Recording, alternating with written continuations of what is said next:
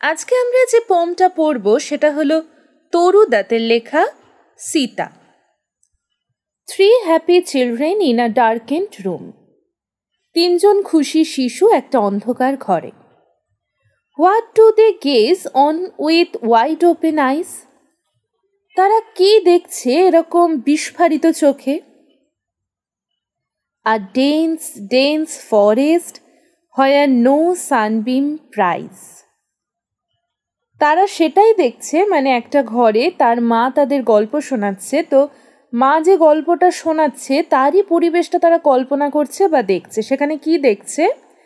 Dense, একটা ঘন জঙ্গল, ডেন্স ফরেস্ট, যেখানে কোনো সূর্যরশ্মিও ঢুকতে পারে না। And in it's centre a clear spot, এরই মাঝে একটা ফাঁকা জায়গা। দেয়ার Bloom gignetic flowers on creepers that embrace tall trees. gignetic flower, gignetic মানে হলো বিশাল আকৃতি, আর ক্রিপার মানে হলো যেগুলো লতানে গাছ, সেগুলো কি করছে? বড় টল ট্রি, বড় লম্বা গাছগুলোকে আঁকড়ে উঠেছে। There in a quiet lucid lake, সেখানে একটা শান্ত পরিষ্কার লেক আছে, লেকে হ্রদ আছে বা পুকুর আছে, সেখানে দ্য হোয়াইট সোয়ান্স গ্লাইড, সেখানে সাদা রাজহাঁস সেই জলে চলে বেড়াচ্ছে। There whirring from the brake the peacock springs, সেখানে ময়ূরেরা ডানা ঝটফট করছে। There herds of wild deer race, সেখানে একদল বন্য হরিণরা ছোটাছুটি করছে। There patches gleam with yellow waving grain, সেখানে শস্য মানে হয়তো ধান বা এরকম কোনো, তারা হাওয়ায় ধান গাছ বাই যেটা হলুদ হয়ে একদম চকচক করে, মানে ছটা ছড়ায়, সেগুলো দুলছে। There blue smoke from strange altars rises light, সেখানে আর কি আছে? সেখানে একটা বেদির পাশে একটা নীলাভ ধোঁয়া আসছে, সেটা হতে পারে যে কোনো যজ্ঞ হচ্ছে বা কোনো রান্না হচ্ছে, আগেকার দিনে যেরকম উনুনে রান্না হতো সেরকম।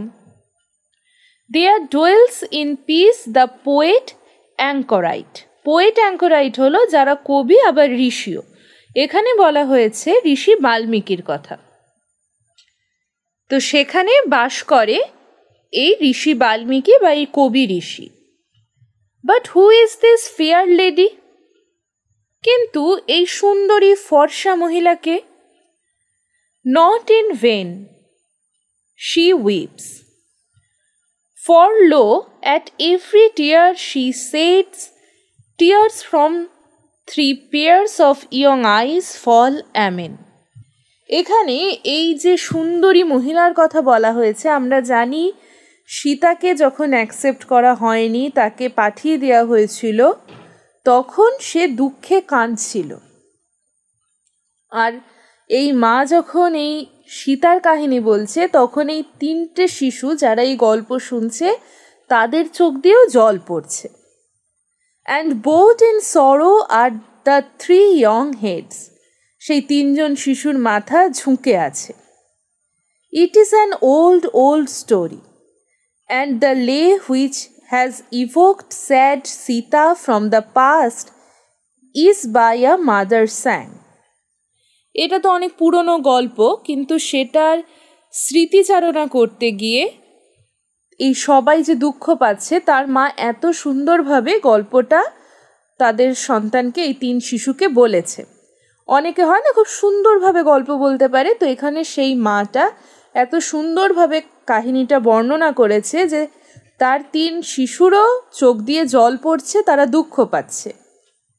টিস হাস্ট at last and melts the picture from there site away. এবার সে কি করছে? চুপ করে যাচ্ছে। হাস্ট মানে হলো চুপ করা, আর টিসটা হলো ইট ইজ। তো এখন সে চুপ করছে যাতে এই দৃশ্য তাদের সামনে থেকে সরে যায়। Yet shall they dream of it until the day, নইলে তারা এটা নিয়েই স্বপ্ন দেখবে সারা রাত, যতক্ষণ না সকাল হচ্ছে ওরা এটা নিয়েই ভাববে, দুঃখ পাবে। এবার লাস্ট যে 2 লাইন আছে, when shall those children by their mothers' side gather, আবার কবে সেই 3টে শিশু তার মায়ের কাছে একত্রিত হবে। আমি অ্যাজ এরেস্ট অ্যাট ইভেন্টাইট, সেই আগের মতো সন্ধেবেলা।